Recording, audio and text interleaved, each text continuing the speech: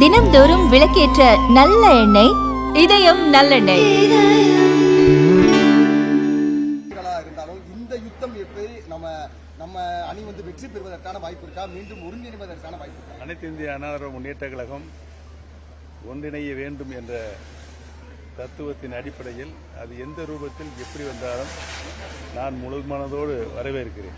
அதற்கு முழு ஒத்துழைப்பும் தருவேன். இந்த தேர்தலுக்குள்ள ஒன்றிணைந்தாலான சார் நம்ம 2026 ஆட்சி அமைப்பதற்கான வாய்ப்பு இருக்கு. அப்படி ஒன்றிணைலாட்டா திமுக சாதகமா அமைச்சிருக்கேன் சார். உங்களுடைய கருத்து வரவேற்கக்கூடியது. அதுதான் நடக்கும். ஒன்றிணைய வேண்டும் என்ற எண்ணம் அனைவர் மனத்திலும் இருக்கிறது. ஒன்றிணைய வேண்டும். அப்படி ஒன்றிணைந்தால்தான் புரட்சித் தலைவர் எம்ஜிஆர் அவர்கள், புரட்சித் தலைவர் மாண்புமிகு அம்மாவுடைய எண்ணம் நிறைவேறும், ஈடேறும். ஒன்றிணைப்ப கருத்துல மாறுபடுறாரு எடப்பாடி. அதுக்கு என்னதான் சார் காரணம்? உங்க நட்புக்குள்ள என்னதான் தயவுசெய்து என்னை கேட்கறது அவரை கேளுங்க. எடப்பாடி பழனிசாமியை தவிர்த்து வேற யாருமாவது முதலமைச்சர் வேட்பாளர் அறிவிங்க, நான் திரும்பி மீண்டும் என்டிஏ கூட்டணி இணையறேன்னு சொல்லி டிடிவி தினகரன் சொல்லியிருக்காரு. ஒரு நல்ல கருத்து தான், ஆழமான கருத்து, சத்தான கருத்து. இல்ல உங்களுடைய கருத்து, நீங்களும் திரும்பி மீண்டும் என்டிஏ கூட்டணி இணைகிறதா இருந்தா நீங்களும் உங்களுடைய கருத்து டிமாண்ட் வைக்கிறீங்களா? என்னை பொறுத்தவரையில் கட்சி இணைவது குறித்து நான் எந்தவித டிமாண்டும் வைக்கவில்லை என்பதை தெரிவித்துக் கொள்கிறேன். கூட்டணியில் மீண்டும் இணைவதற்கு டிடிவி தினகரன் சொன்ன மணிக்கு நீங்களும் உங்க கோரிக்கை? அரசியலில் ஏற்கனவே நான் சொல்லிவிட்டேன், எதிரியும் இல்லை நண்பர்கள் இல்லை என்று. எதிர்காலத்தில் எதுவும் நடக்கலாம்.